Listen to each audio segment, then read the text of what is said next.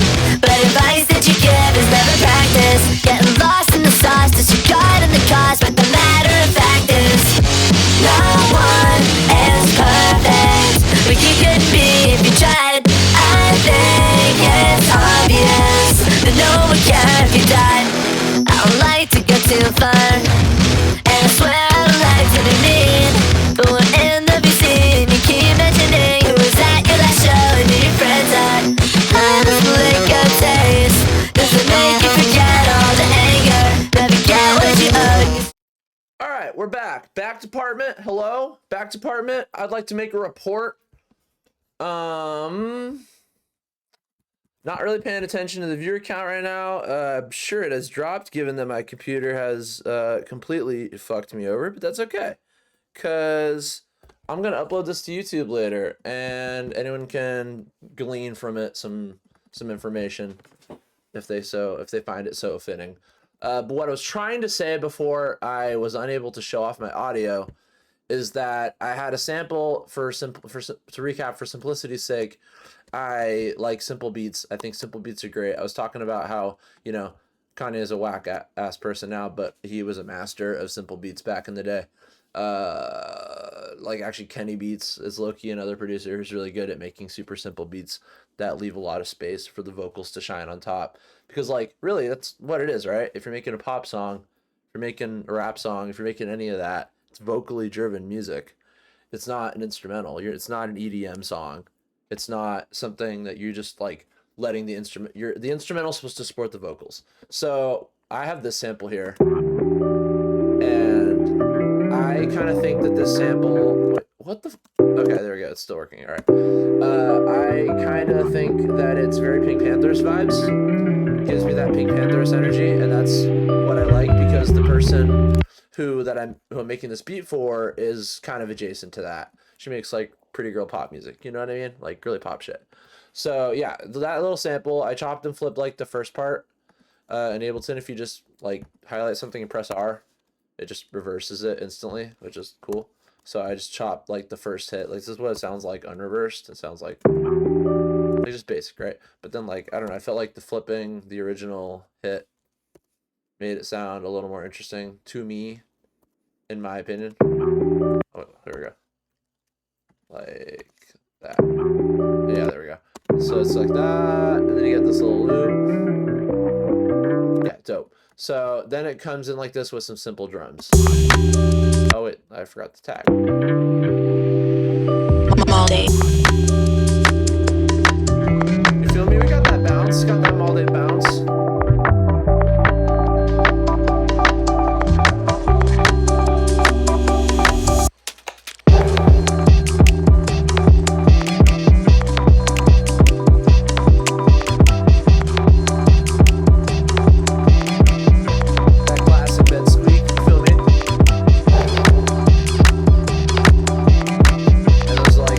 That I like.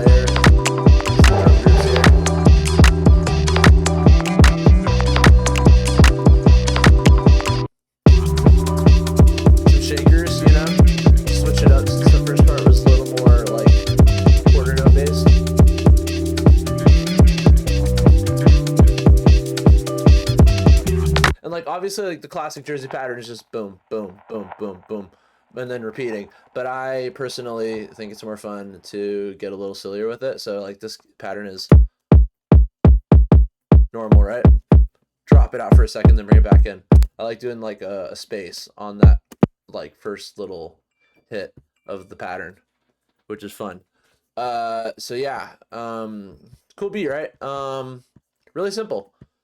Claps. I have okay. So one fun thing about Ableton is you've got racks, right? You can in Ableton you have the ability to throw instruments and effects and samples into these like self-contained racks, as they're called, instrument racks or effect racks, and you can map like parameters from different effects or instruments to these knobs, and you can actually make up to 16 of these knobs. You have a whole bottom row there, or you can lessen them if you want, make it a 4 up to 2. You can even make it 1. But yeah, really useful tool. Really great for saving entire groups of sounds or entire huge complicated patches and processing chains into one condensed little package that you can save for later or distribute amongst other people. Like my next sample pack that I'm dropping is not really a sample pack, it's a rack pack. It's going to be like a bunch of audio effect racks and a bunch of instruments that I've designed, and I'm going to try and use my kind of advanced knowledge of Ableton's systems to give people who are new to producing in Ableton a bit of an advantage and allow them to reverse engineer the sounds that I've made to learn from it. And in this rack, I've got so many fucking drums. There's a thing called a drum rack, which is a type of instrument in Ableton. And in a drum rack, you can just look. This is like hundreds of samples. Like, look at all these samples. Is each row of 16 pads is entirely filled with samples. And for this rack, oh, I'm late. I'm late on checking the mobile app because it's slow. But let me tell you, Dreddy, I've got beats for you, babe. I've got beats for you. We tried to make that soul beat when you were here last time, and then I, got fucking food poisoning. But other than that, yeah. But yeah, I've got like these are all claps. Every single one of these is a clap. Like every single one of these. Different things from different sample packs, different things. Some of them are claps that I've made myself. Some of them are just sounds that I've downloaded. But with all these, it's just all in one place. So these are all only the ones that I know I'm gonna like to use. None of the stuff that I have that I don't really like. So it gives me an opportunity to just toss it on and make something fun. And so you can see here, these are the ones I chose for the song itself. So the main one, this one, is hitting slightly before the second one here, and this clap is a little behind the beat. So this one's ahead of the beat, this one's behind the beat, and then the kick is hitting right on that line. So that just like lets you make really fun human like pop sounding claps, and that's layered ahead of the beat. Like I offset it by 13 milliseconds, so it's even far. All of them are ahead of the beat. That's why it sounds so like human, because a human clap's gonna be imperfect, right? It's a human doing it. Imperfections are what makes something sound human. Yeah. Oh, and the fun thing. Oh, real fun little fact. Oh, hey, Flamargo followed me. Fun little fact. That little hit that you're hearing on the downbeat, that is a Dark Souls sound effect. I love throwing random Dark Souls sounds into my productions. I think it's really fun. I like using sounds from video games in general, but I think it's really fun to use, particularly to use like sounds that are a little niche or a little video gamey or a little silly that most people wouldn't think to use. Oh, we do love Dark Souls. We really love Dark Souls. It's so true. Yeah, I had the Bloodborne like sound files, and I was because I want to use like the shing like sound that happens when you parry somebody. I really want to use that as like a transition effect, but like not call it like a Dark Souls like song or anything. Just like throw it in there and not tell anybody. Actually, the song that was playing in my loading screen before I hopped into the stream, that song's called "You Died," all caps, of course. I don't know if it looped any amount of times or at what point it started or stopped playing, but the song starts. Here, I'll just play the intro just to make sure. The song starts with a very particular and very certain sound that I'm sure many people will recognize. It sounds kind of like this.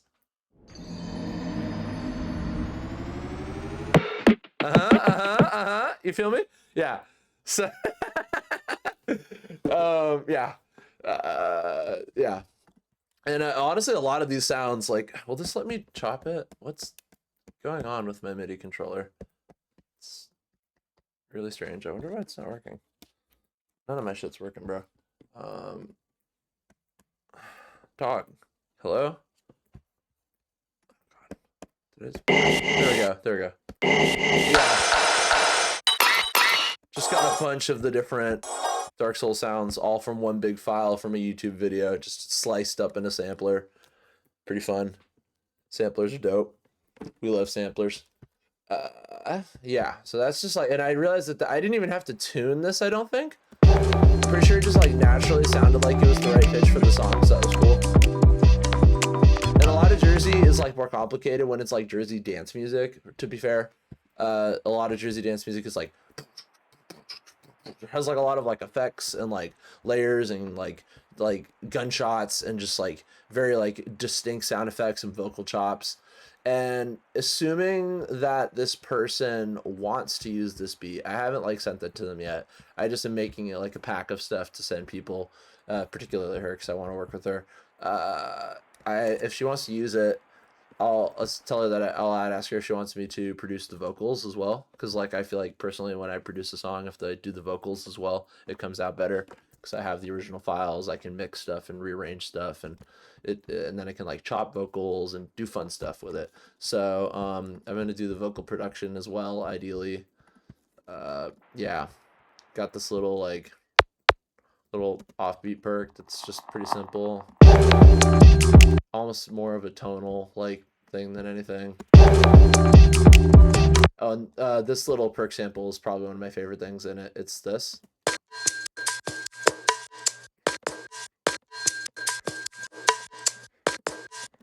Like I think it's like a funk loop or something, but it had like a little bell sound, and I tuned it to the key of the song, chopped it a little bit to give it like more of a rhythm, and then made room by sidechaining it, but which I don't know, so in layman's terms means you feed an effect that turns the volume. You feed an automatic volume control, a sound from somewhere else. Like in this case, in most cases it's the kick, and when the kick hits, it pulls the volume automatically down on whatever else on whatever it's on.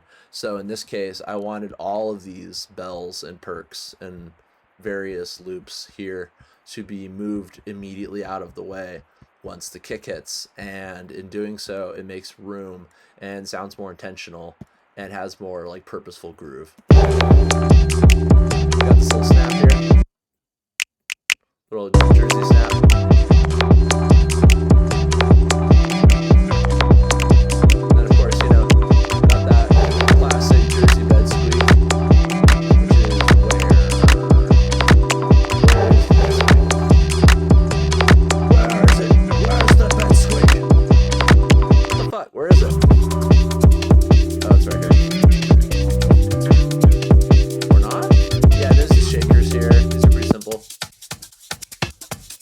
I think they're like dance hall or like reggaeton loop or something.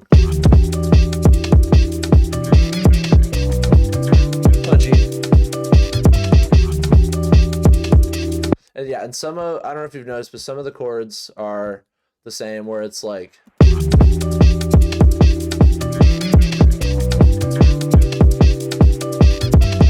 it's just looping again. And then some of them, like the one in the intro, repeats a couple times and then varies. So like that's the same thing. A, B, A, B. But then repeats a couple more times doing the same thing. For like tension, you know? But then here changes.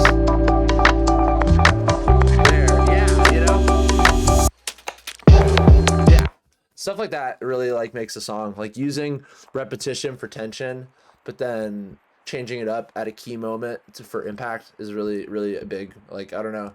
It's like, I don't know if like, you know, people make music and whatever, they can do it their own way. I know some people really like to use reverb. Some people really like to be like more dry. I make my sounds really dry, and in doing so, I like to make them really intentional. Intentionality is a really important thing for a pop song, in my opinion. The bed squeak is just like the classic Jersey bed squeak. It's like from Jersey Sample Pack. One of them short. Chopped it up in a sampler here. You can see it like alternating. And then there's one that's, I do a longer version.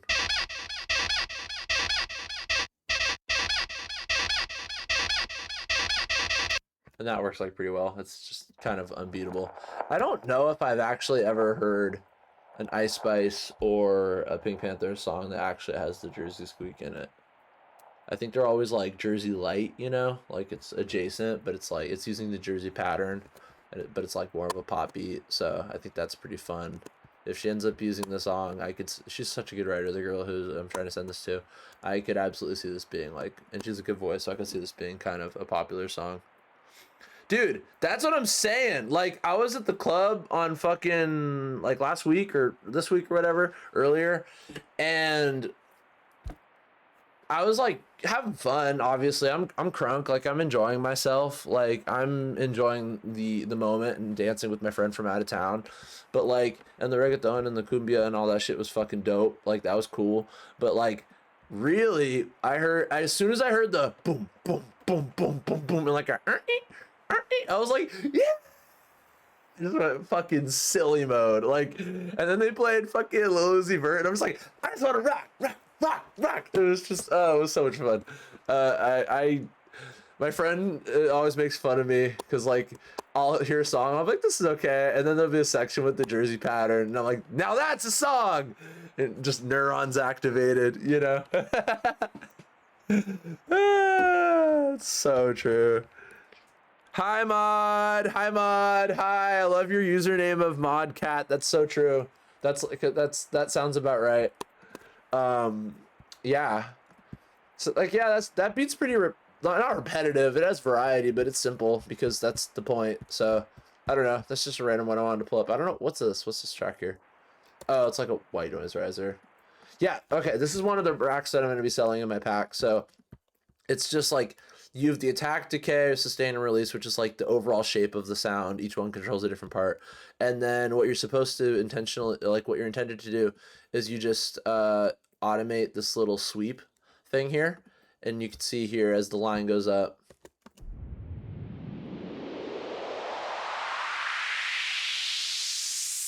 it gets, you know, higher in frequency. Classic white noise riser. There's like an LFO that you can turn on that like changes some of the sounds, like I don't know what that actually does. I might have to remap that low key.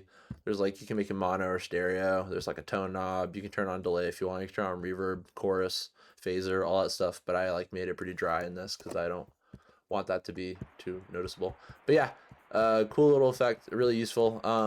So for an experienced producer, probably very, very simple and not something they would need a rack for. But for someone who is like not exactly sound design brained, they might be a little confused by that and the process of using that, so that makes it a little simpler for them. Mod, are you still here? Can I perhaps open our project? Let me know if that's chill. In the meantime, I'm gonna open up this thing I was working on the other day, but if I can, I will bust that open with no hands. if at some point. It's a good username. It's a good username. I feel you. It's descriptive. Okay. Despite what this says, it is not made of beans. That would be cool, but it is not made of beans. Yeah.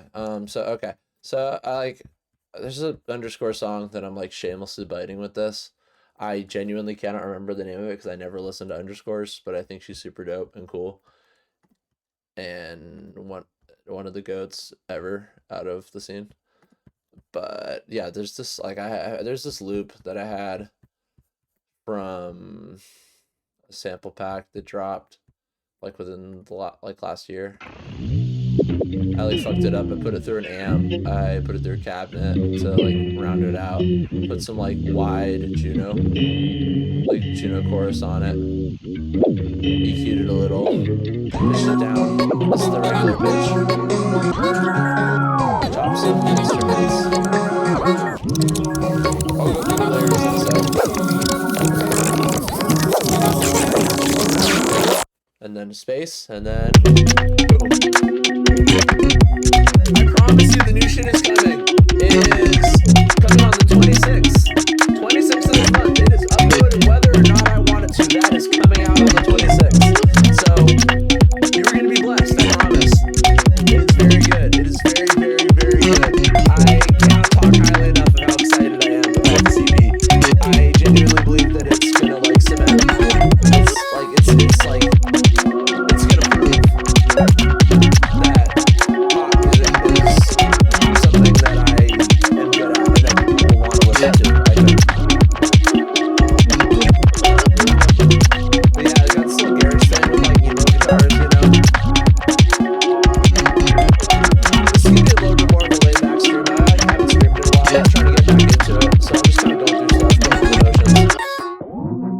And then kind of bring it back. I don't know what I'm doing with this section. I kind of want to make it sound bad on purpose and like filtered and like really nasal, like just crushed, like it's going through a shitty phone. I might even play it through my phone speaker and record it, but then I go. Feel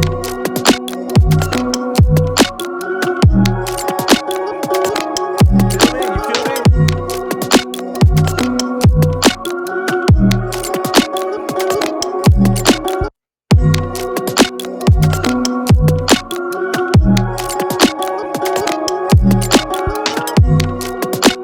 I'm not sure what I want to do to make this like less repetitive because it repeats 2 more times. Because I wanted to give it space for the vocals to ride out a little bit. Yeah, most of the song's really simple. It's despite it sounding complicated, it's really not. Yeah, that dyno is so dancing. That dyno's going crazy dready. It's this bass. It's like a FM like wonk bass that I made in Vital. It's just this is the main sound that you're hearing. The when it gets low, that's what you're hearing. And then like when you're hearing that whoom, like higher up thing, that's because I'm doing this shape and turning up how much this octave up sound feeds into this one. I'm feeding them into each other, and because it's an octave up, it gives it that higher tone without sounding crazy. Because if you turn it up, it would sound even crazier. Like that just gets gross. Like you can turn it up higher. That's like starting to get like bass music territory. That's fun, but that's like not what I'm trying to do. So that's perfect. It just gives it like a weird resonance. Just some compression, distortion, filtering, basic stuff.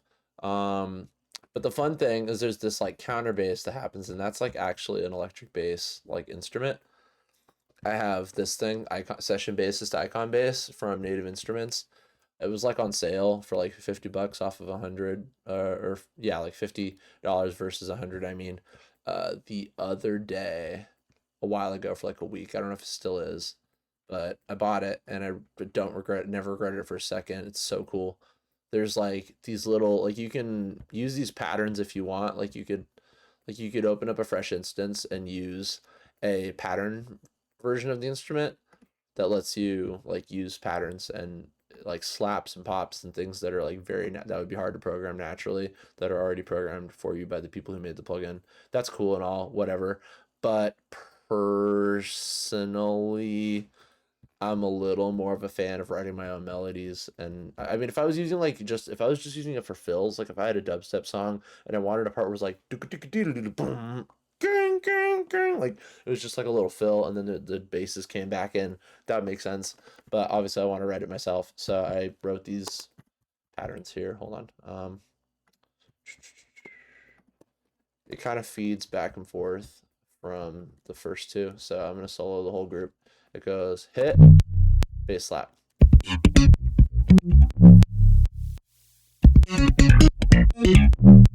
And before, I swear to God, if any of you say Seinfeld, don't fucking do it. Don't fucking call it Seinfeld. I swear to God. I've heard that enough. I've heard it enough. Okay, to be fair, having that chorus on the bass, making it all like watery and wide, is not helping me beat the Seinfeld allegations. But that's fine. Part of it, I have it playing like one hit, fill, same fills as before. But then it goes, cuts out, like hit, drop, which is fun. So there's like some variety there for sure. That's the bass group. It's pretty simple.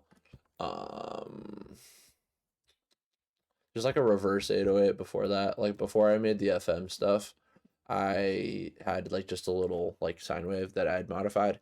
So I bounced that out to audio, and then I just made this little like a little reverse thing, because then it goes, and that's fun, you know. And like for this part, I'm gonna probably have vocals like fill in that space. So maybe doing vocals during this part.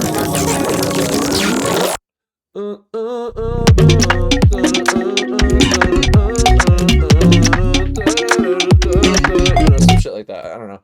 Like probably form it shifted down. I might sing it like falsetto higher and then form it shifted down. I think that'd be kind of fun.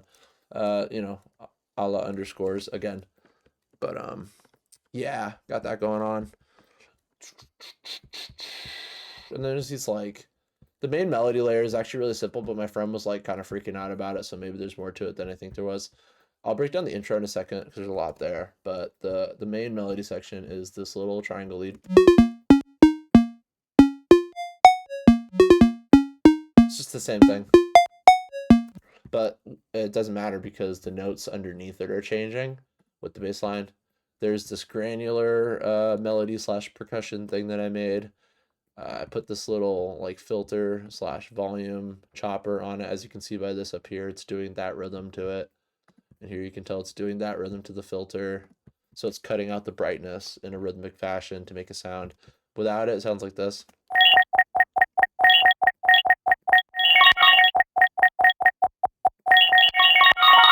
Which is sick. And I might use that like verbatim somewhere else. But without that, it gets kind of unruly in the mix. So with it sounds better. It's like more rhythmically stable. So like together you've got those two.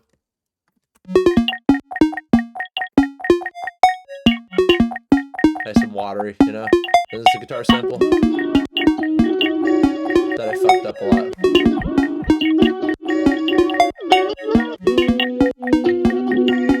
It's got some frequency shifting, doing some pitch bends on it. When that changes, that's when you can hear that like sound happening. And that works out well. And then underneath that, there's nothing besides the bass and drums for the first section of that little UK garage like chorus part. But then for the second half, once there's like a little fill, I introduced this like texture layer, which is kind of more of a pad than a texture, but it's got this little thing here. So it's this first.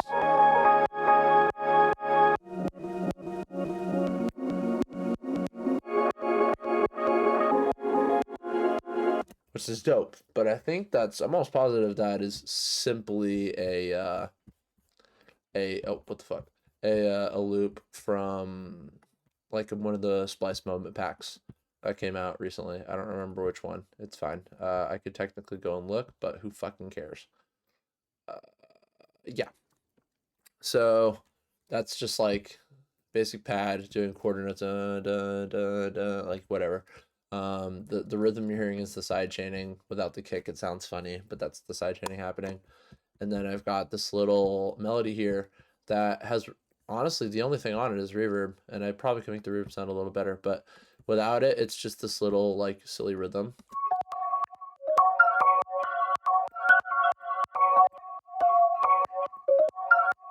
Which is actually kind of dope, and I might do a part without the reverb. But with the reverb, it's just like really euphoric and soaring. I have it like completely washed out, so it's only the wet. It's on high quality, so there's not like any weird tone to it. And I have the decay time like medium long, medium, I guess, medium. I haven't really fucked with anything else besides some filtering, cutting off the bass and cutting off the treble. Yeah, and that's with that, it sounds like this.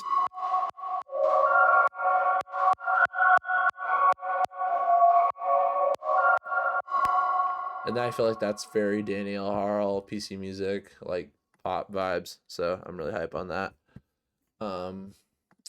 Cool.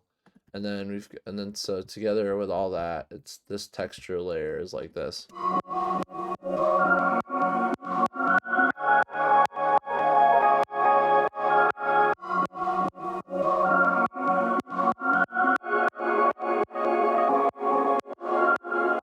I think sounds great. And then I mixed that with the rest of the layers that I'd already created for the first segment, and that sounds like this. You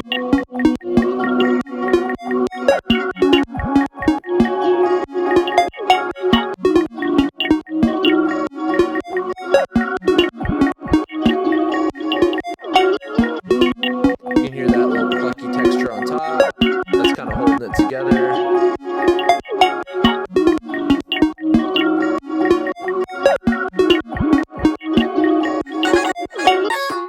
Yeah, dope.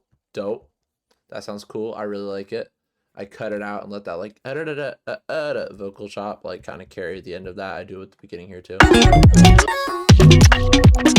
I think is fun. There'll be vocals filling it out, but I think what I'm gonna purposely try and do is make it so the vocals cut out right when that hits, and then lets the vocal chop like take the space, because I don't like stuff to overlap. I'm very big on like organizing things so that things are hitting at different times intentionally. Yeah, and then the drums are pretty fun too. I really like the drums. That's actually mainly what's ripping underscores. Just the fact that it has these kind of drums over like emo stuff, which I guess fucking Burial's been doing shit like this forever. Like she didn't fucking invent that shit. Who cares? Kick is fun. Kick is pretty basic. Just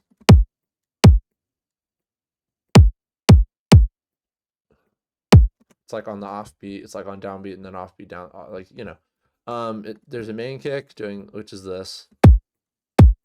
Not much punch. That's like mostly giving the tone. There's a punch kick, which is this. And that's the Skrillex Midnight Hour kick, like the kick from the song Midnight Hour. I have a bunch of Skrillex kicks and snares and stuff for some reason. And there's a trigger kick here, which is completely silent. I play that, you won't hear anything. What this trigger kick is it's just a really short punch sound, like just the shortest punch you could possibly have. And that is triggering all the ducking that you're hearing, like the volume changes on the rhythmic volume changes on the other instruments.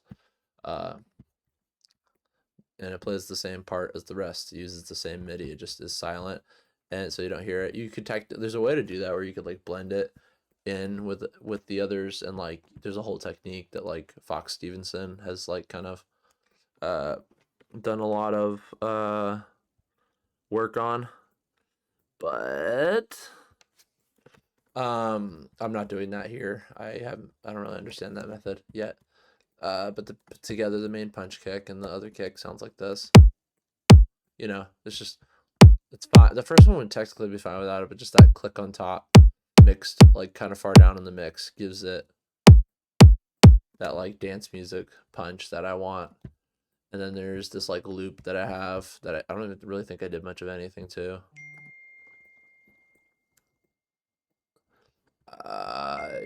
Yeah, I did like shorten it. It was longer and more reverby before, but I shortened it and made it punchier using this like warp method thing in Ableton, which is like Ableton's superpower. It's warping, honestly. So that sounds like this. Down,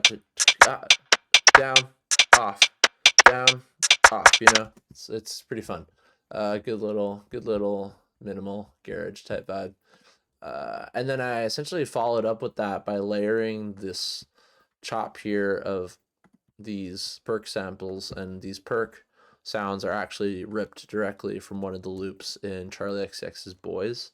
I have the stems for that, and I just flipped. I just like, you know, repurposed some of the drum hits from that. So that sounds like this, which like doesn't make any sense on its own.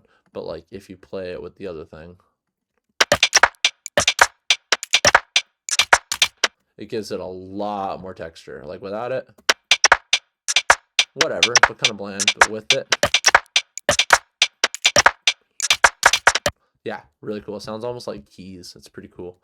And then there's just a second texture layer, just this, and this is like, oh, this is an original sound I made. This is a sample that I made out of white noise and granular synthesis and a bunch of other fucked up sound design stuff that I shortened the punch on and faded out a lot so it sounds more like a hi-hat and made it sound like this.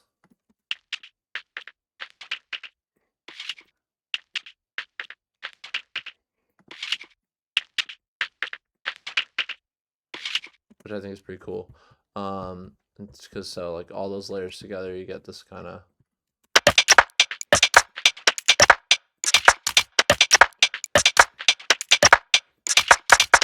pretty fun.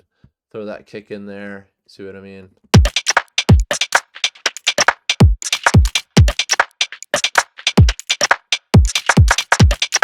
I think that's pretty dope.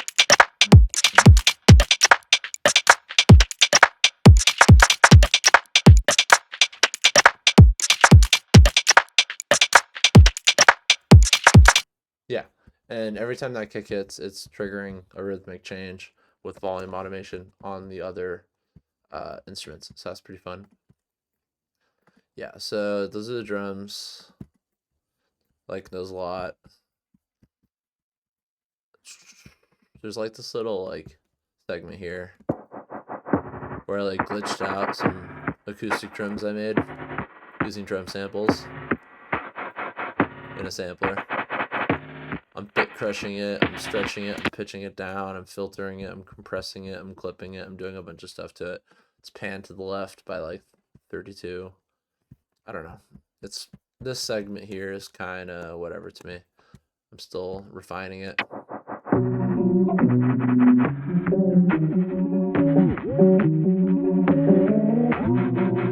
Actually, yeah. I kind of like it. I just want it to sound more fucked up and not less fucked up. It's actually not fucked up enough for me, so the segment here is kind of slated for expansion. And then it goes to an entirely different flip of the sound. There's like a whole bar of space before this happens.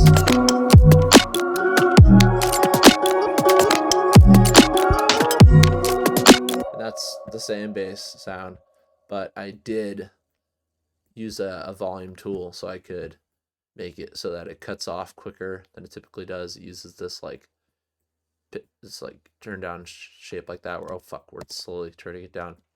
It's also being sidechained directly, like once again being volume ducked to the kick, so when this hits, moves out slightly. They almost sound like one sound, you know. It almost sounds like an 808 that has like a really strong punch on it. And there's no like pitch envelope on that anyway. It's just the FM, so that's like what's making it sound like that. The drums are really fun in this segment. I really like them. They're like some of my favorite drums I've ever done. Really ear scratchy, you know.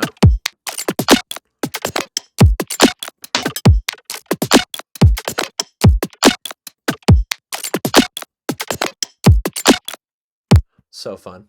Yeah, those drums are cool. So it's a snare group. It's like the same kick as before, just doing like a trap thing with the kick a little behind the beat on some part. Then you've got this snare. Oh, sorry, that's the entire snare group. You've got this snare, which is tuned to the key of the song. It's a underscores snare, actually, from the moment back, which doesn't help me with the beating the underscores rip off allegations, but that's fine. That one's moved 19 milliseconds behind the beat. This one over here, this little clap layer, I think it's a trendy moment pack clap that I pitched down. That one sounds like this. It's really like more of a, I don't even know what it is, just kind of a texture thing. And so that happens before by like minus 19 milliseconds. That happens before the other snare. So it just like allows them to kind of sound like they're falling a little bit onto each other. And I put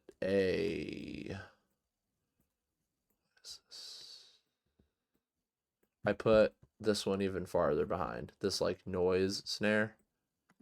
It's just a noisy snare. Basic snare. You know. But that one's happening against this.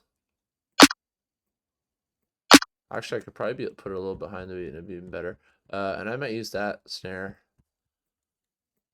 Actually, okay, I got an idea, actually, Loki. I'm going to turn off the pitch snare for the first part. And then I'll turn it on for the second part. So that during the second part, it sounds like this. Fun. I'm going to see how that sounds first. No, it sounds better before. And that's just like the snare group. That's like just the snare layers. That's its own thing. The perk layers are the cool part. That's what's like giving its bounce. Because like without it, it just sounds like this. Boring. Fun. It got bounce, but boring. Simple, too spaced out. I wanted it to be a little more maximalist and textured. So I've got this Tracy Breaks. Hi Tracy, shouts out the homies. Fucking drum loop. Ironically titled Unusable, which is ironic because it's one of the most usable loops in the pack, but you know, happens. And on its own, here, let me find it. That one sounds fucked up. On its own, it sounds like this.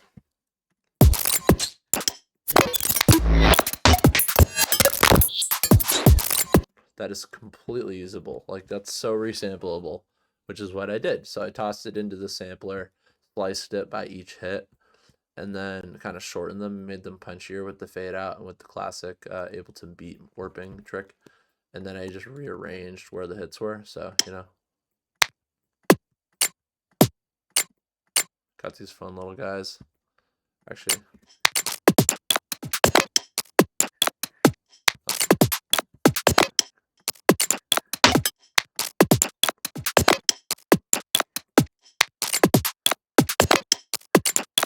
which is fun. Then I've got this, the Beans perk, the classic Beans perk. And it is called the Beans perk because it is from the pack Dropped My Beans. Oops, Drop My Beans. Well, it's from the sample from my pack. Oops, Drop My Beans. It's a mud pie that's in my pack. And mud pies are with weird fucking fucked up sound design on it, like long audio files with a bunch of fucked up sound design, are really good for layering with stuff like that. Yeah. So I say a lot. Oops. So together those fucked up little perk layers sound like this.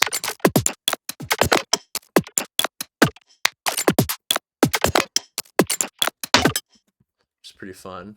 And those are being, once again, ducked with this little, you know, side chain rack to move away from everything when the kick hits, so it makes room with volume. You can make room with frequency, you can make room with volume. I chose to make room with volume because that's the most common way.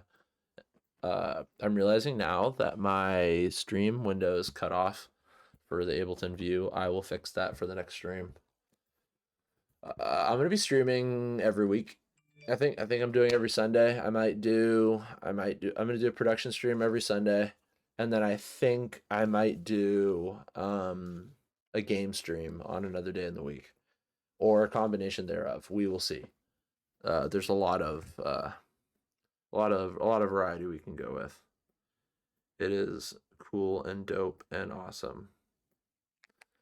I miss streaming. It's fun. I like talking about this stuff and hoping people learn. I think next time I do a stream, it'll probably be a sound design stream, and I'll go through the process of making like fucked up Ableton racks a little more in depth. And then after that, I'll probably ask people what they want me to do.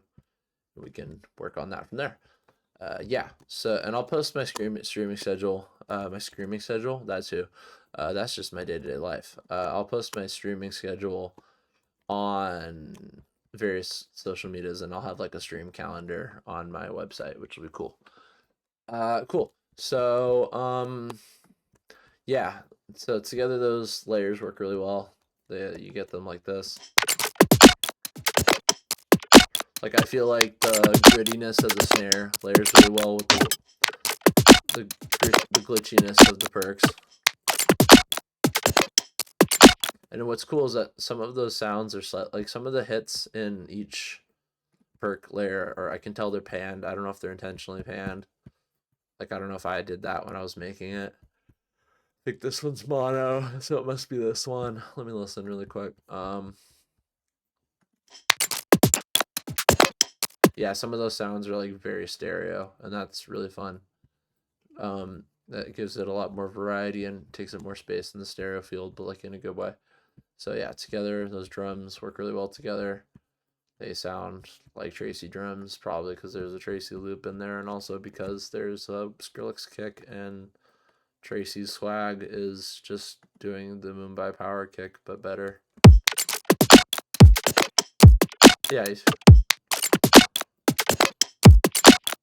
yeah. Those like offbeat hits. That one's on the downbeat, but that one's like slightly off. You can see that it's almost actually into the next 16th note. Same thing with the follow up, and then it rolls back to being on the beat. And that like kind of repeats throughout the pattern. Offbeat drums is the way to make your shit bounce. I made a TikTok about that a while ago, and that was well received, and taught a couple really cool people in the scene who I didn't even know me yet, but know me now about it. One of them being Hannah Monsanto, Twinkle Obliterator, Unseen Forces, which is dope. Knowing that I was able to pass along information to someone that I ended up highly respecting before, and there's a mutual respect before we even ended up being friends, is really crazy. You never know your impact in the world. That's all I'm gonna say. Yeah, so that's kind of where I'm at. I think that's where this beat's at. This just rides out now. After that, I am debating putting like other sections in here that are more fun. I think it would be cool to have like a feedback section where there's like feedback and I just do vocals over feedback. I think that would be really cool. I'm gonna probably record more guitar for this. After I get off stream, I'm recording guitars for a very cool record being worked on by a very cool artist that I can't leak yet. But that's my Twizzy, that's my homie, that's my dog, that's my day one, that's my fucking twinum, my goat. Like, very excited to be doing guitars for that. It's kind of a pop indie rock record. Kind of sounds like M83, or is that their name? M83, I think so, or like MGMT or something like that. It's really cool. It's gonna be dope. So I'm gonna be recording guitars for that like right after I get off this call. Not calls, the stream. Yeah, I think that's enough of kind of breaking that down. I'm gonna be doing shorter streams to start just because I don't have that much of an engaged like brain myself or an engaged audience, so I think it would kind of be a waste of time. I might end up playing some games after this, like in a sec. I think I might switch this stream to being a wind down with some games, or not. We'll see. Yeah, honestly, like just use texture in your music. If there's one takeaway from all this, just use texture. Use texture loops. Just use them well. Use them smart. You will be so happy. Pop a bean or pop a perk? Pop either. I've got multiple. I think in the same sample pack, I have two samples based off that same joke. Let me see. Yeah, oops, drop my beans, and popping perks is this one. Sounds about right, you know? I think that fits the sound. Yeah, oh fuck, I haven't gone through my sample pack on Twitch before, and I'm gonna do that every time I get on call or on stream. Fuck, I keep saying that because I'm on Discord too much. I'm gonna go over some stuff every time I stream so that people can get a good idea of what's in the pack and if they want to buy it. It's $10 minimum price. 15 suggested if you feel so kind on Gumroad. You can find it through my website. It's on the main page and it's on the new tab. It also has its own store, which I'll link one of these days. Tons of 808s, Foley, hi-hats, effects, loops, perks, snares. There's some bonus stuff. The artwork for the pack was done by none other than AaronMe.exe, scene extraordinaire and beautiful artist and dear friend. So yeah, just boom, boom, boom, boom.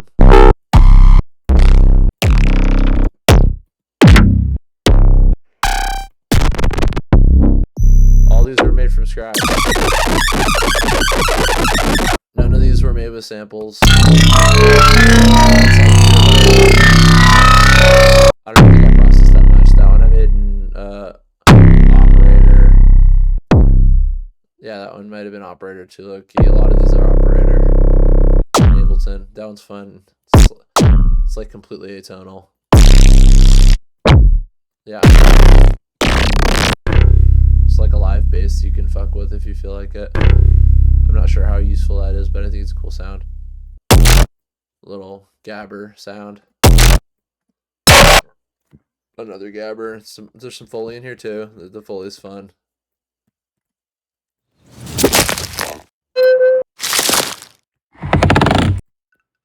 A lot of these are good for using with drum sounds. Kind of the intended purpose. There's some effects. I miss Xeon is what I called that because, you know, sounds like a Sophie sound, whatever. PS2 startup. Sounds like a PS2 startup.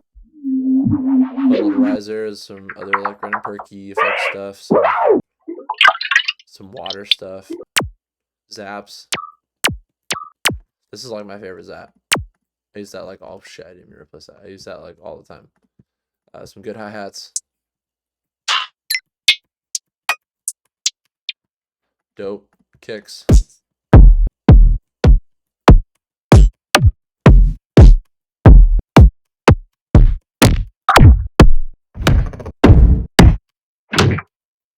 Yeah, fun kicks. The loops are really fun. 1808 loop.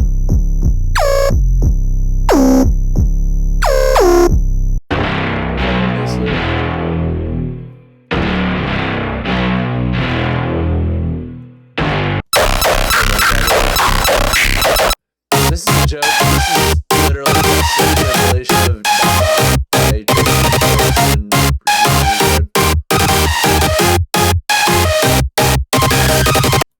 This is fun. This is from my song with Box Kitty. It's coming out pretty soon-ish. It's a fun little loop. So,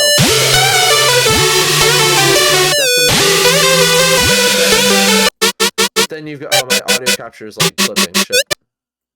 Okay, my bad. I did not realize how hard my audio was clipping. No one told me. Y'all are fake. And then there's like a granulated version of like almost all of these synths down here. Like there's this.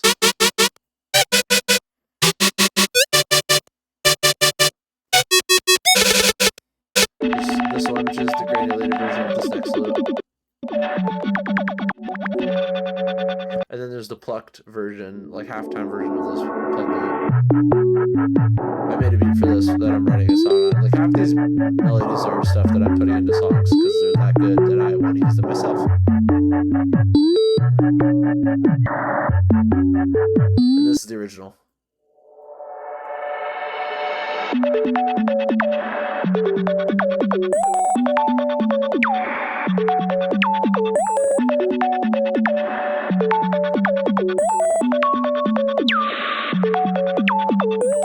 That was fun.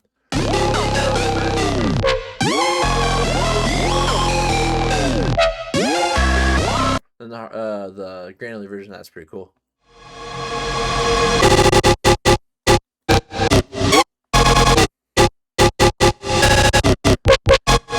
Yeah, you know. Politically correct music, you feel me? You feel me? PC music, you know?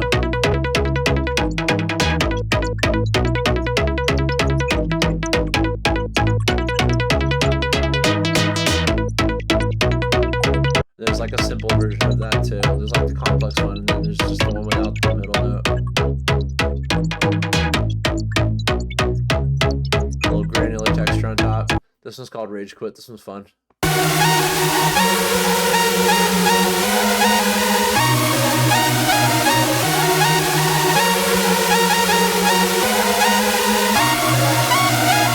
And there's a really cool granular version of it.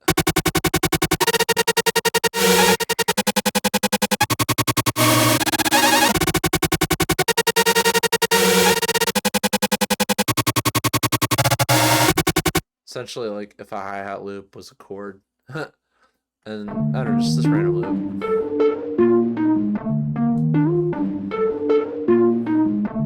Which is like fun because it's like a minor key loop, but it also has like a little bit of a chromatic thing going on. Some perks, which are cool. Nothing wrong with perks. If anyone ever says that there's something wrong with perks, they probably work at NA. This clap is made from smacking someone's ass. Shouts out. Snares are great. The snares are awesome. Jack you. I'm jacking you. You thought I was jacking you? Whatever the fuck. Boogie. Donker. Bring it back. It's called High Randall because it sounds like a break-in snare, and Breakin's name is Randall. Nice little clap E snare. Classic metallic snare, you know. Gotta give the people what they want. Some rims. A lot of the snares in this were a lot more clean and less metallic, but there is that one called Pumru because it sounds like the snare from Umru's fucking Carly Rae Jepsen edit. I don't know how or why I included this. I shouldn't have for legal reasons. She say, do you love me? I tell her only partly. I only love my bed and my mom. Probably shouldn't have included that. Hi. This is my little show tag. This is the beginning of. So for those samples, a lot of things. I could probably tell you like verbatim what each one was. For this one, every single one of these layers is a Serum sample. They're not sample, but a Serum patch that I made. I'm really good at making saw stacks, and this is actually it's funny for this being a joke sample. It's kind of funny that this is my best example of my saw like stack kind of work. But saw stacks are all about layers and being intentional with what layering you do.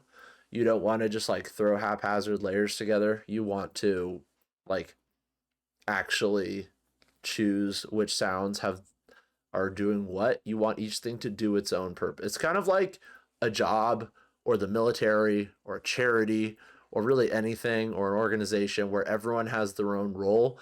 Every layer in that patch has a role or in that stack has a role for a reason. So I like to think of it as top to bottom frequency wise and pitch wise. So on the top, there's the white noise layer, which is literally just noise playing the same rhythm as the rest of the instruments. There's no pitch involved. It's just white noise. That's all. And that's filtered, so there's no like bass frequencies in it, cloud mixing stuff up. And then then I do one detuned saw patch, tuned and detuned in a particular way, panned 100% left, and then I do another version of that same patch with a slightly different detuning and unison layout, tuned to the right, or panned all the way to the right. And then I do a less detuned and more clean version of that patch in the center, which is kind of holding it all together. The width comes from the pan left and right detuned saws, which is actually very similar to how people record guitars. I don't know if you know anything about recording guitars, but recording guitars for like walls of heavy like guitars and rock music, it's almost always double tracked. I've rarely ever heard a rock like power chord type guitar not be double tracked. And so they record it one time and they pan it left, and then they record it another time and they pan it right. And because they're different instances of a real instrument, they're going to sound different, and they're going to create a stereo width with when you pan them left and right, which is essentially what I'm doing by detuning and fucking with the unison of each patch that I pan left and right. And if you think about the slightly less detuned wall in the center, That was kind of like if you were to play a lead or like a high note thing and put that in the center on a guitar. Yeah, yeah, cool. I'm glad you're taking note of that. I'm glad that I'm glad you understand and I explained it well. Yeah, and then and then there's like a bass layer that's just doing monophonic bass notes of the rest of the progression. That's usually a saw as well. Sometimes if I'm doing thick punchy stacks like this.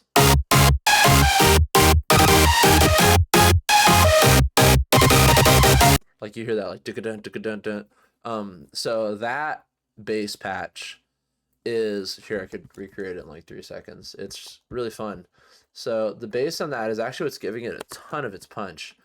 And you wouldn't think that because most of the time bass is like just a fundamental note that supports everything, but it doesn't really affect the punch of it. Like the way it hits you, it sounds like it's hitting physically. But okay, so you can see Serum. Okay, cool. So I'm gonna remake that bass patch in like 3 seconds. First thing I do is I go to the second envelope and I draw like a shape like that. Really small little short decay, little punch, like 35 milliseconds, maybe even less actually. I turn the random on the I only do one saw and I turn the random completely down because I don't want it to change what part of the waveform. Like it'll, if I have the random up, it'll play from here and then it'll play from here and it'll play from here randomly. Like, and that's good for super saws, but the bass is not a detuned synth. It's just a mono bass synth. So now I've got this. Just, oh wait, what the fuck? Hold on. Now I've got this. I haven't mapped this to anything, so that hasn't done anything yet. And the only thing that we've done is made it so it's playing the same sound every time, kind of like it was a sampler. And then, and you have to make sure you're playing low notes, otherwise it's not going to sound anything like what you want. Like about that or no, yeah. Like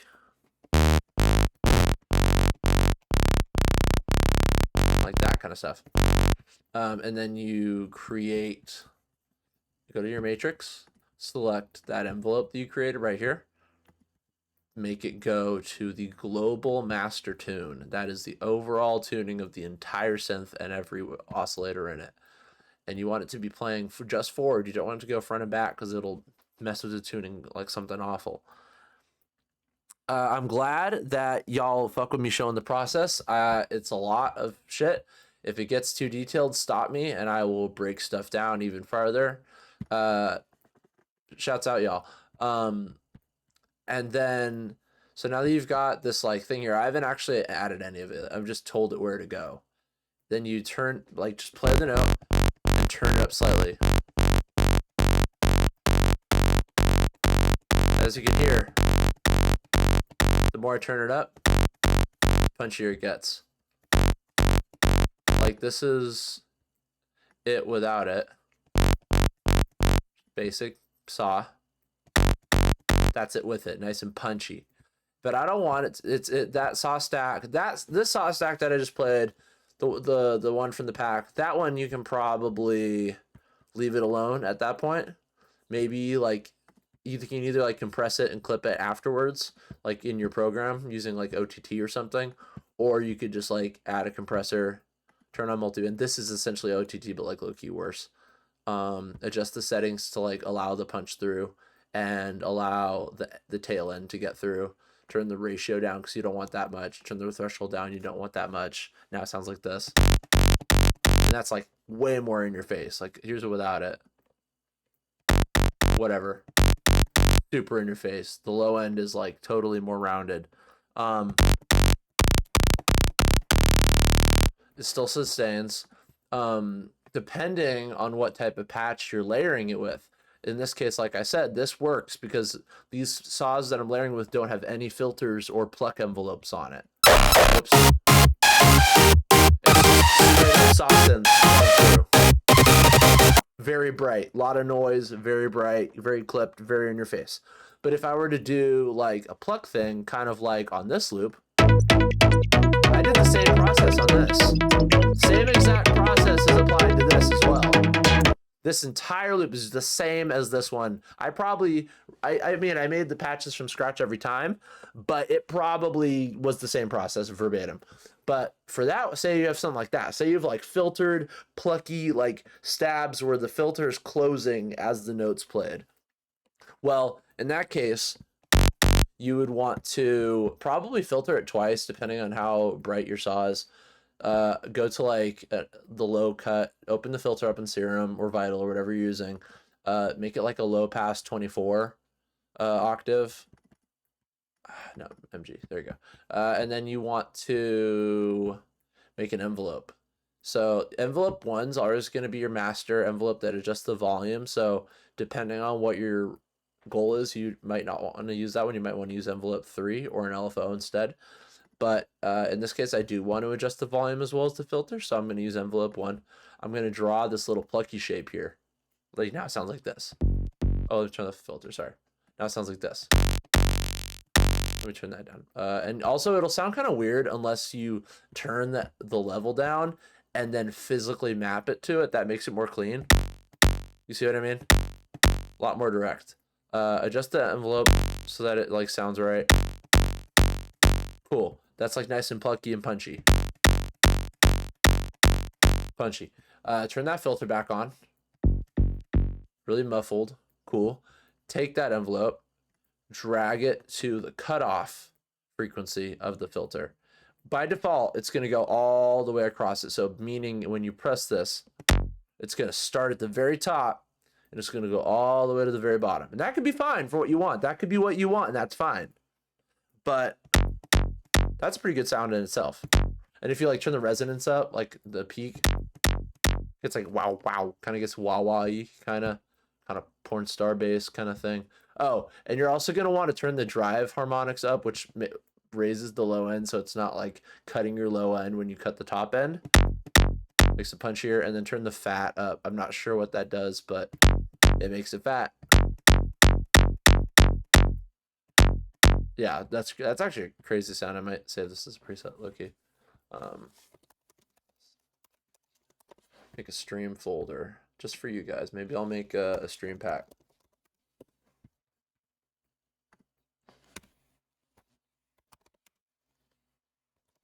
Cool. Nice little stab. But we don't want it to go all the way to the bottom end, and we don't want it to go all the way to the top.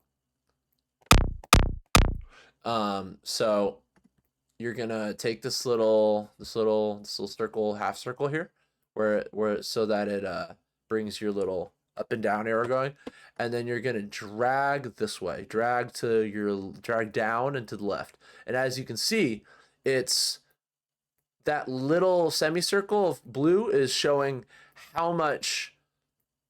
You can see where it's going to go. It's going to go from here and it's going to close all the way to there in accordance with the shape. So it's going to start at the top here and it's going to follow that shape and it's going to go all the way to here. So that's going to sound a little more subtle. See?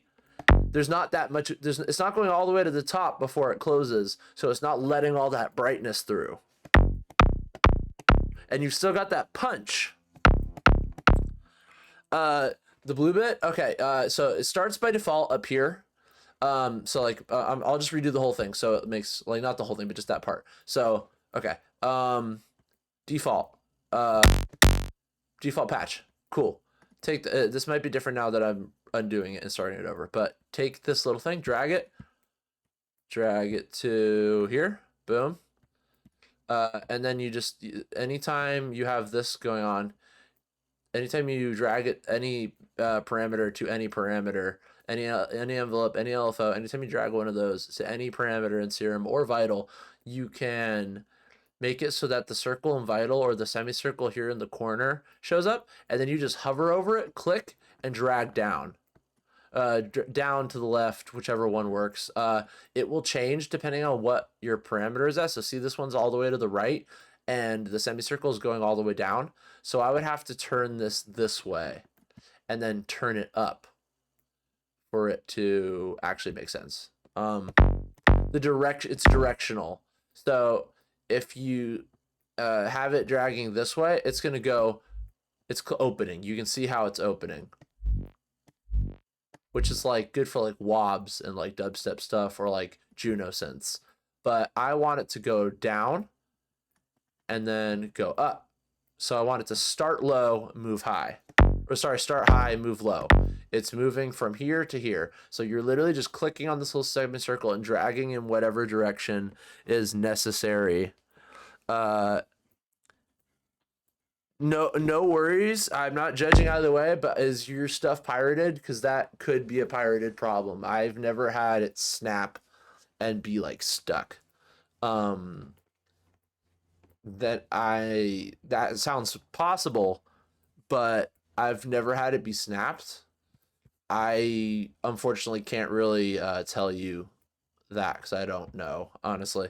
Like in this case, like here, like I already saved this as a preset, so I'll just redo the whole thing with just the filter. Like you already saw the pitch envelope part, so I'm not going to change that.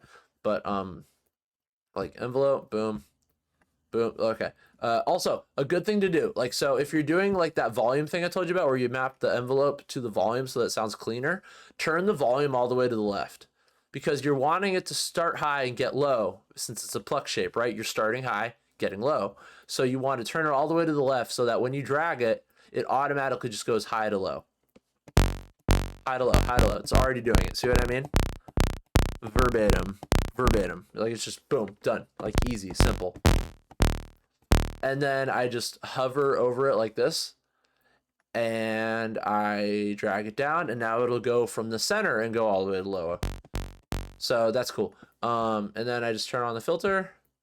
By default, when you open the project and you first map something to the filter, it's going to go all the way to the right and it's going to go all the way to the left, especially if your cutoff is just at the default center position. So it's just going to go boom. Then I just click that and I drag it down. Now it's going to go from this high to this low.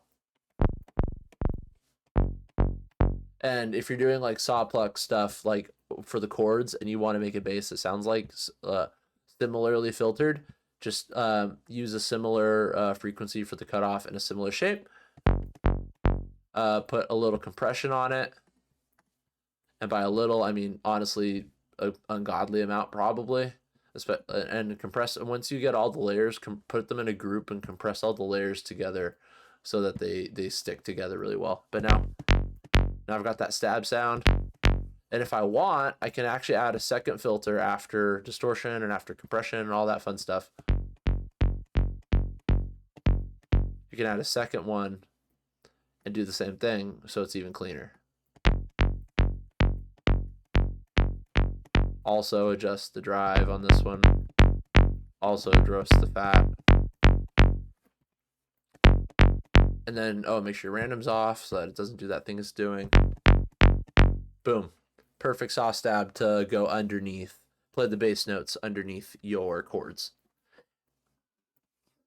Yeah, I'm sorry I couldn't figure out what your snapping issue is. I don't know. Are you a Windows user or a Mac user? On Mac, I've noticed that if I use Ableton and I try to play the project and adjust it while playing it, it doesn't separate from the background and it has some issues. So I don't know if it's adjacent to that or related to that or anything like that, maybe. Yeah. Yeah, that's what I did for that. A lot of these chords and sounds were also stock Ableton devices. A lot of the synths in this, I can tell you right away that the first synth you're hearing, the whir is like probably wavetable set to square. The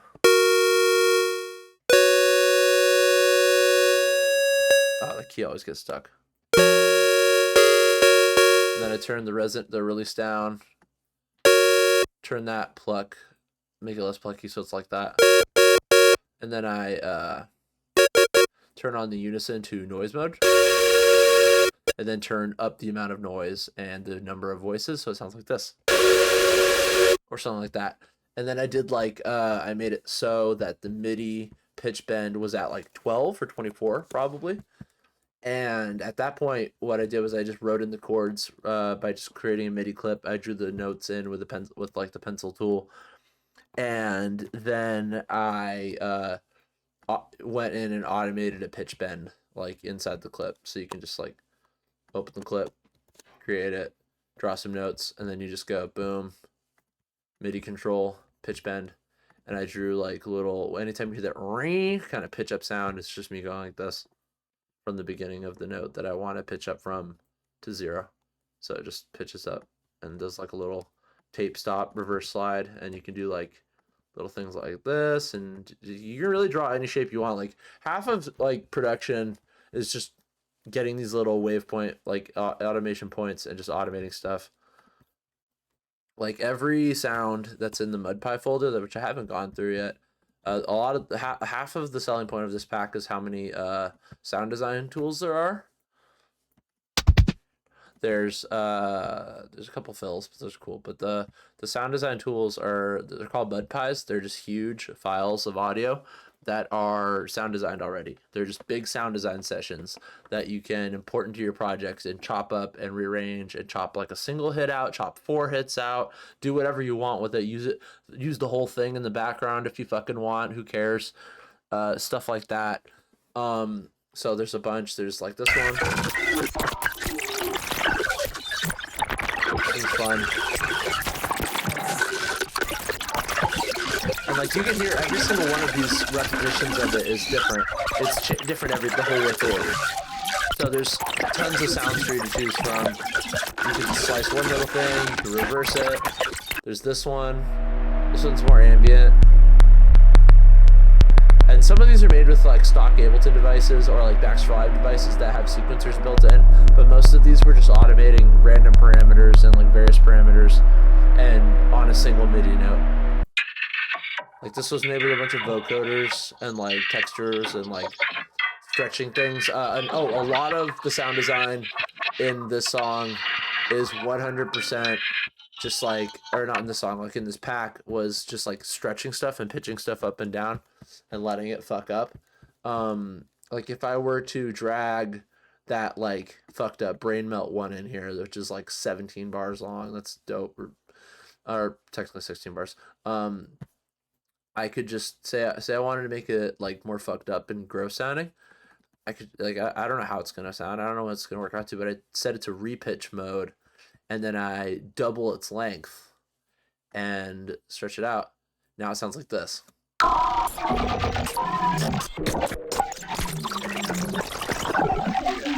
Some of those almost sound like basses. So what if I were to just like layer a sub underneath that, right? So let me pull out like a really fucked up sub. DC. I have this sub preset that I use. This is my default like sub bass that I use for like hyperpop and drum and bass and all kinds of stuff. Whoa, God, that's a lot of big plugin windows. Kilohertz distortion is the goat, especially with this knob. If you turn it to the left, it lets weird bass frequencies through and it makes things sound like they're imploding on itself. This is a really good EQ that boosts and cuts low end at the same time, so it like really cleans it up in a way that's irreplicable by other plugins that aren't this type of plugin. And then it's just a basic sine patch, but typically I like to put it on this one, the one that has more the clipped sine, and then I modify it by adding second harmonics, so that makes it have this shape, and then I lower the amount of the third, and I make it kind of do this like step down AT&T like reverse like phone signal thing, so the oscillator wavetable looks like that, and then the overall, and this is doing nothing, I don't know why that's there, and then I put that EQ I told you about, erosion, which adds noise in this case at this frequency range really wide, and it's wide noise, so it's stereo.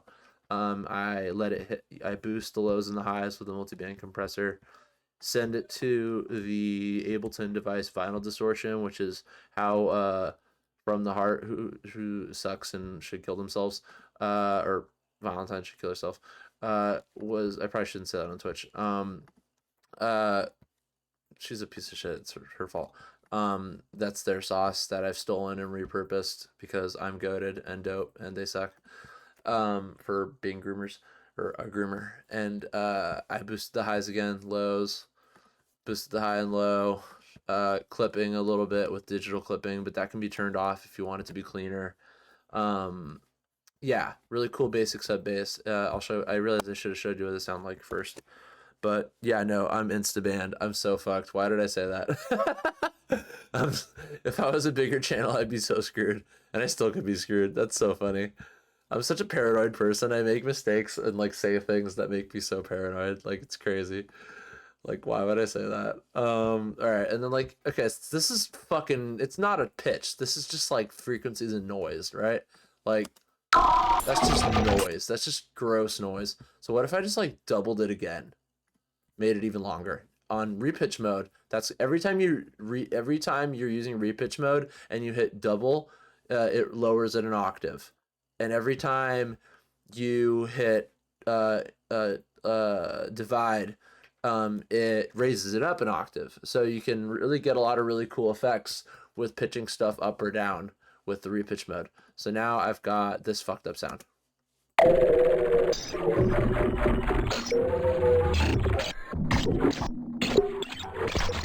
And that's just fucking with the source material. Like that's straight up just messing with fucked up source material.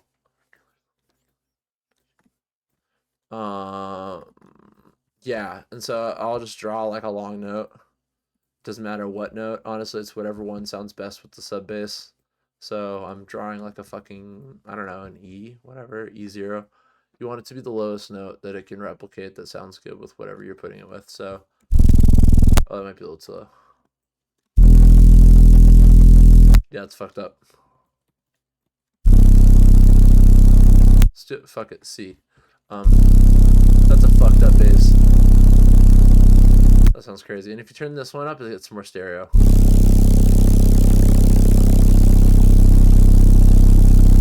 Cool.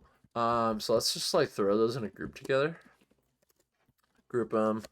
Call that fuckery. Dude, the bass do be farting. The bass really do be farting though.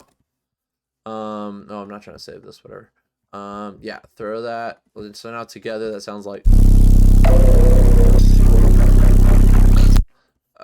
let me stretch that in a more conducive way. Actually, I think that doesn't need to be that stretched. So like we could just go like this. It's starting a little late. We don't want that. We're gonna grab that and move it over. Boom.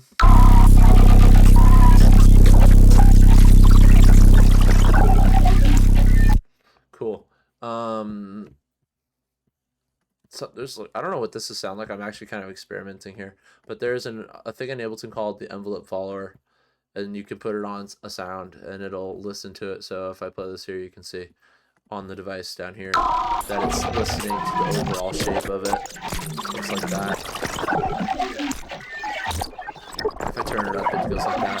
It's following the overall like peaks and valleys of the waveform, you can tell here. So what if I just stuck that on there, grabbed a volume tool, and then made it so that the shape of this controlled the overall volume of the group, or like maybe the volume of the sub bass. I'm not sure. Both of those could probably be cool, actually. Yeah, we'll do both. Fuck it. As a great band of alcoholics once said, "Fuck it, dog. Life's a risk." Another thing to note is that by default it'll load up at 100%. If you're using the volume tool, you don't want it to turn up to 100% because that's like 30 decibels of gain. You want it to stop at 50%, which is 0 dB. So then you've got I don't like that. Yeah, it's like it's hit or miss. The envelope follower is a little risky. It can sound cool. It takes a lot of tweaking. Maybe it would sound cool if I played with them more, but that's not really necessary because the main point I was gonna try and make is that just fucking get rid of that. Put like a multi-band dynamic thing. So like boom, multi-band comp, turn up the highs, turn up the lows, put a glue compressor on. That thing's like my secret sauce because you can compress, but you can also soft clip with the makeup gain. It sounds really good. Oh, my bad.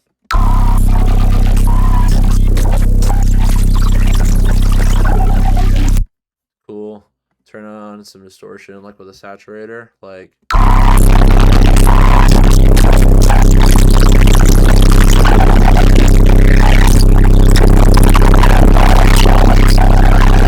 know? Like, just layer it together, render that to audio, like, just fucking record it, like, part of it into a sound. And then it's gonna resample that.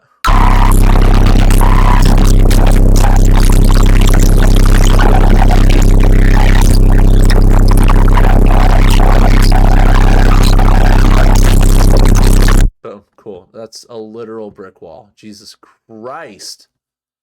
What the fuck? Holy shit. It's a sausage.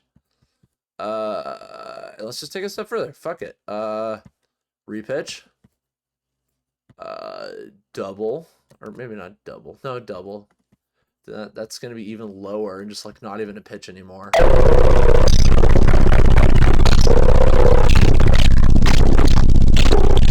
Fucked up. So then you could like take like, I don't know, some fucked up drums or something. Like, let's find a kick.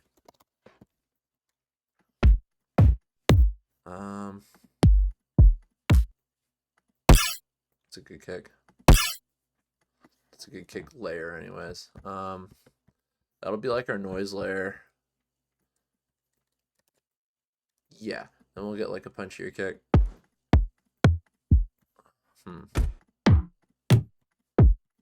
I hate Umru kicks, dude. I'm sorry.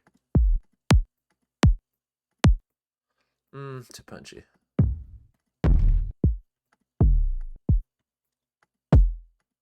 There we go. Perfect. Punchy kick, noise layer, fade it out.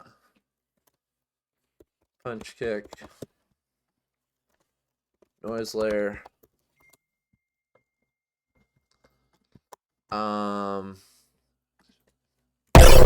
Jesus Christ, I didn't mean to solo all those. There we go. Punchy. Punchy as fuck. Turn this to like, let's make the tempo like 150. Cool. Very good. Let's do like a dub type pattern. Boom, boom, boom. Loop that. Cool. Sweet. Let's make a snare. Like, I actually have a particular one in mind. There we go. That one. Cool. Listen, buddy. Okay, I punch that in. Yeah, you know. Oh, what the fuck? Jesus Christ. I think I just met God. And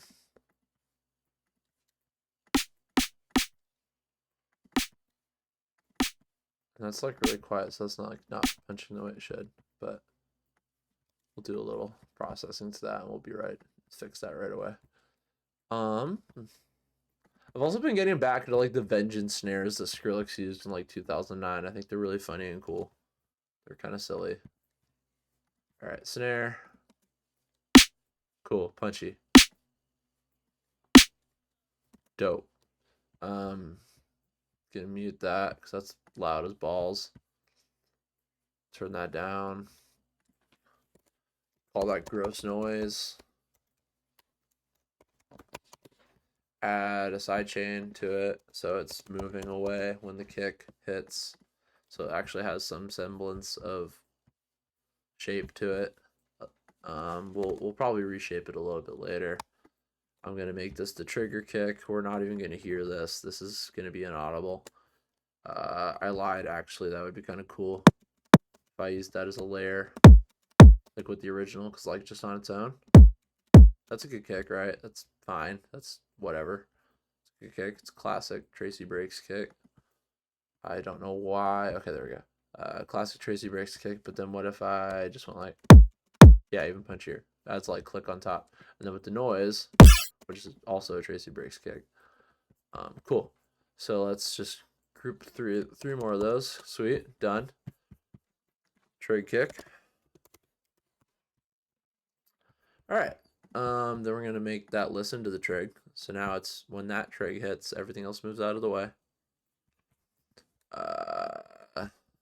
Without doing too much, that's gonna sound like this.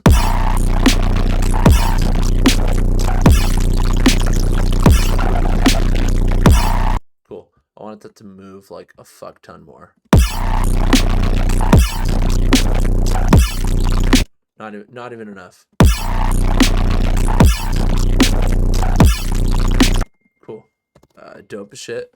We're gonna also do a duplicate of that so that it also moves when the snare hits, and I don't know if I need to even really do that much.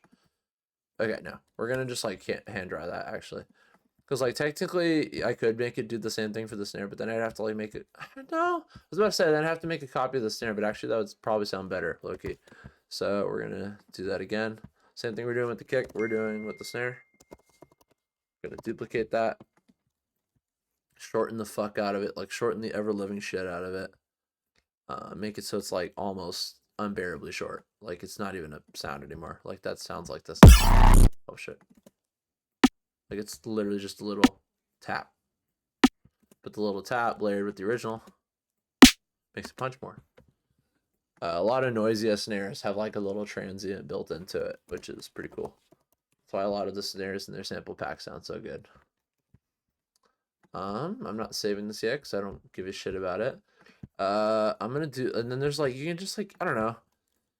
I could do whatever. I don't really know what I'm gonna do with this, but like maybe just like we could stick a shaper on it and then make like wob kind of shapes and put it behind the beat so it makes sense.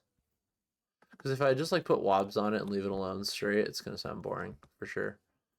Let's do like eighth notes. Not triplets. Let's do like eighth notes. So it's like dope. That's fun. Let's do like a little volume shaper too.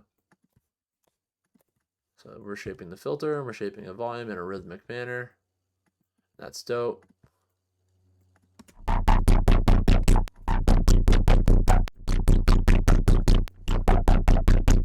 Cool. That's hard. Let's move that a little behind the beat so it has more groove to it. So that's going to be like probably 20 seconds behind the beat. But the snare itself is going to be like 28 seconds behind the beat, milliseconds behind the beat. So together we get like this little like this fucked up sound.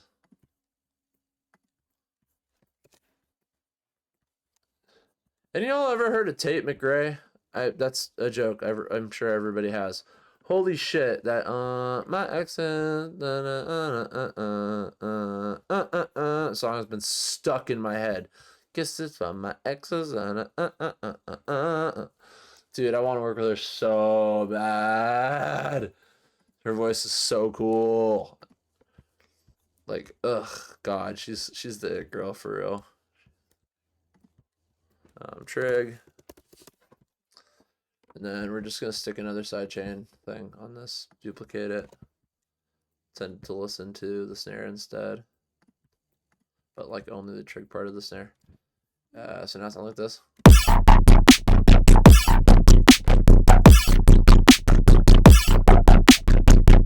Okay, cool. And then since it's really gross and nasty, I could actually end up like filtering it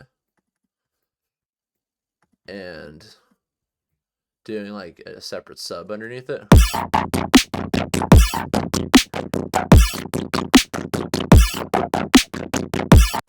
Cool. That's fun. Dope.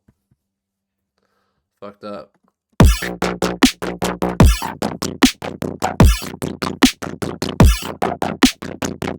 Fun.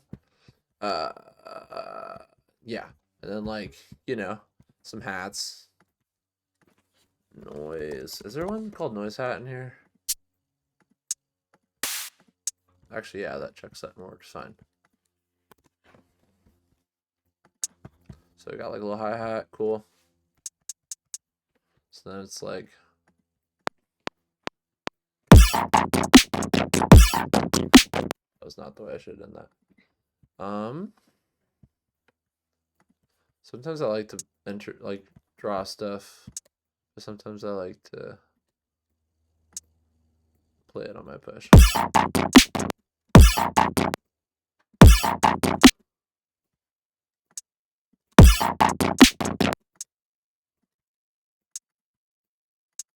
me see. Yeah, there we go. Now we get the wonk, right?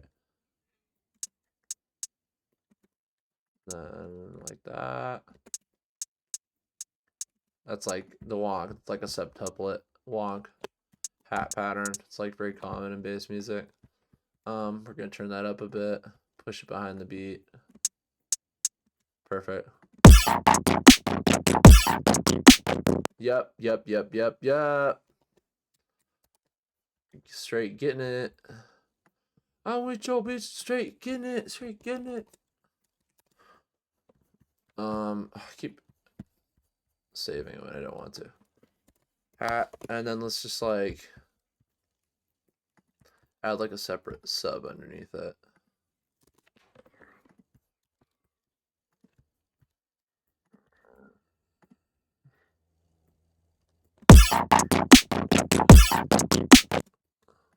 Actually, I've got a better idea.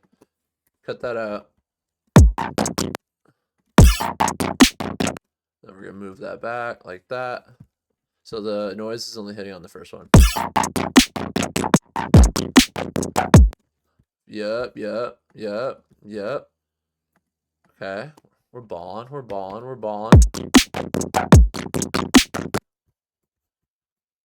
And then move these guys over like that.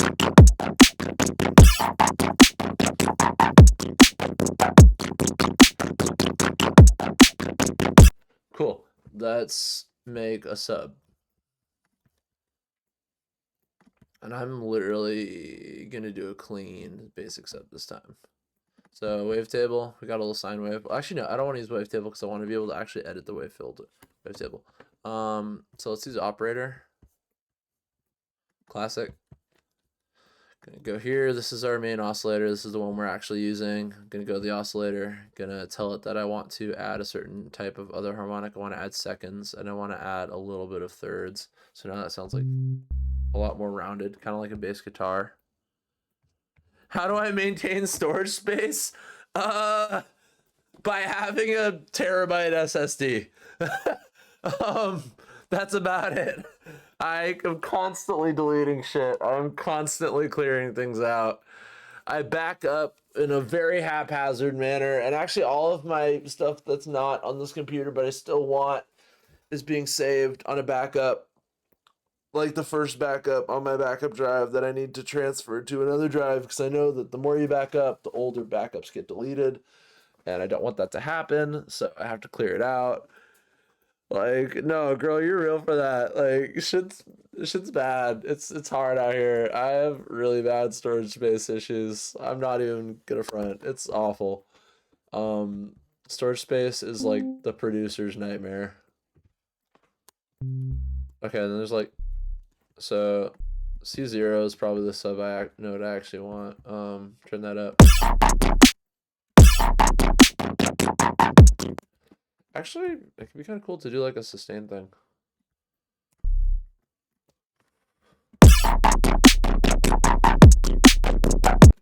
I'm not sure if you're on mobile, if anyone is, I'm sure a lot of people watching are on mobile. But there's like, at least in my headphones, I can very clearly hear an aggressively low sub bass, but for this, it sounds awesome. Clean sub, we're gonna call that clean sub.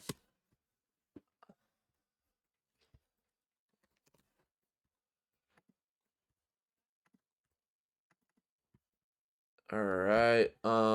Cool. And then, so like, yeah, we want it to be a clean sub, but we do want a little harmonics. So I'm gonna use the a bit warmer preset in Ableton.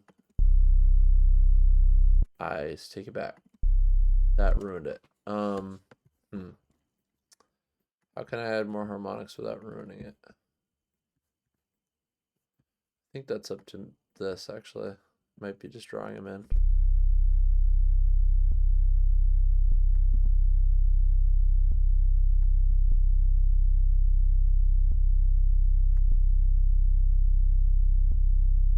There we go. Cool. Now it's fairly audible and mostly does the job I want of supporting it. Try it one more time. There we go. I just had to do it from scratch. Okay, and wave shaper.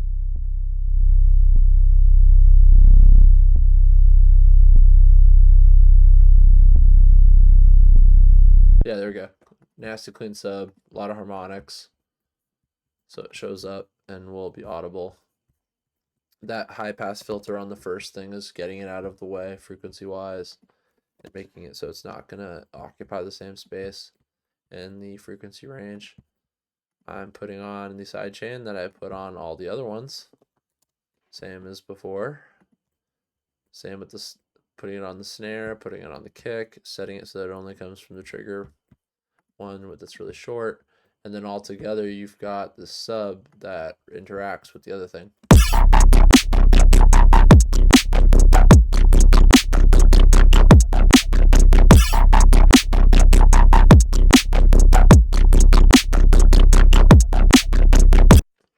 And that's just like, I don't know.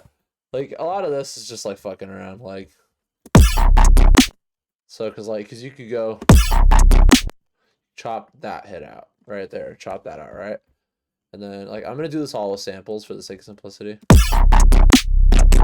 Oh, shit. I fucked up there. I forgot that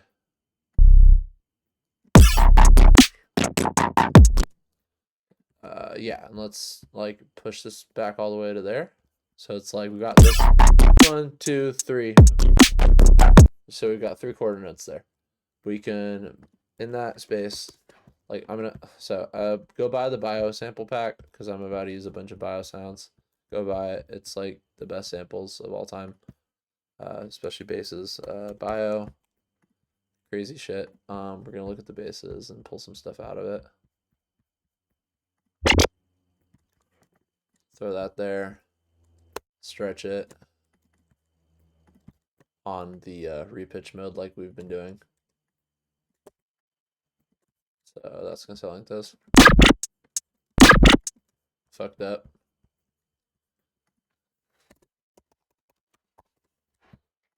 And this one we're gonna do like, yeah, that's fun. Like throw it like that. We're gonna shorten that a little, stretch it. And when I shorten this, it's gonna pitch up, I'm pretty sure, because I do it on repitch mode, so it doesn't have the, because repitch mode has less artifacts and fucked upness than the other ones do. However, it's repitched, so. Okay, that's cool. That's fun, that's fun. Fun.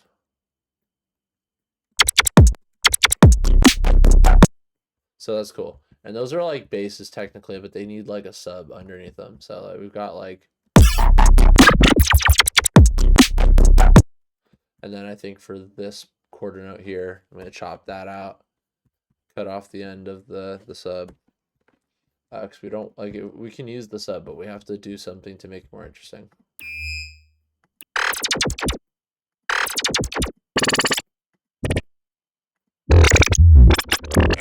There we go. New track. I want that like subby part of this sample. I don't want the whole sample. I want the part that has a lot of low end. You know me. Never mind actually. Yeah, there we go. That's hard. Hard as fuck. So I got like this little like, yeah, you feel me? Like that's just how dubstep's made. Like you can do it sound designing from scratch. I'm just kind of using samples for ease of use. But like it's all about the space. So this is your main bass that I'm using, like the one we just made by like layering fucked up shit in a sub. But like, and actually I think it'd be kind of fun to pitch this up with the frequency shifter because it'll add like fucked up sounds too. So like, hold on. Let's put a frequency shifter on it. Let's see what that does.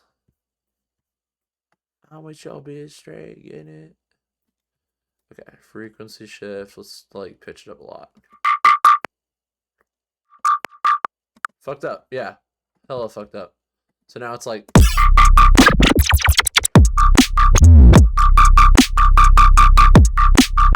And then we're gonna chop that part out and the last hit of the sub out like that. And then add one more bass. It's probably from the same pack. Fuck it, whatever. It's quick and to the point.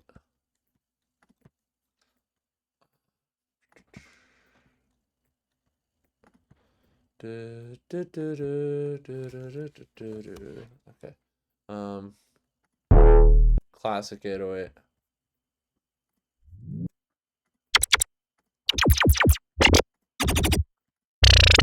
Yeah, that one.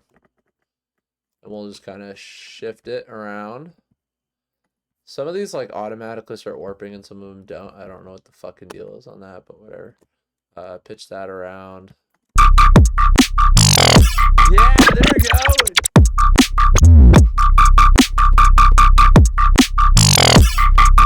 This is disgusting.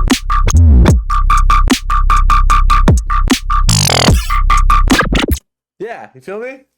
Bass music is actually easy. That's what the liberals don't want you to know, is that bass music is actually incredibly easy. It is literally just fucking layering shit and layering one or two things and then alternating what's playing at what time with a fairly simple drum pattern usually. Okay, I'm gonna save this because this is actually dope as hell. Do I have a stream folder? That's a great question. I should. I probably don't, but I should.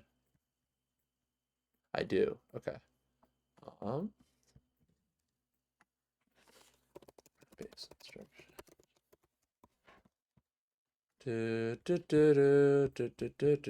Okay, cool. Yeah, that's pretty dope. I think this is a pretty good stopping point actually, now that we have a fun little segment.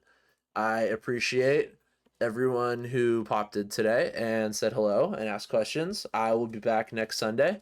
I will announce on my social media sometime in the next week what my other most likely gaming related Twitch days are. Thanks for popping in. Party on.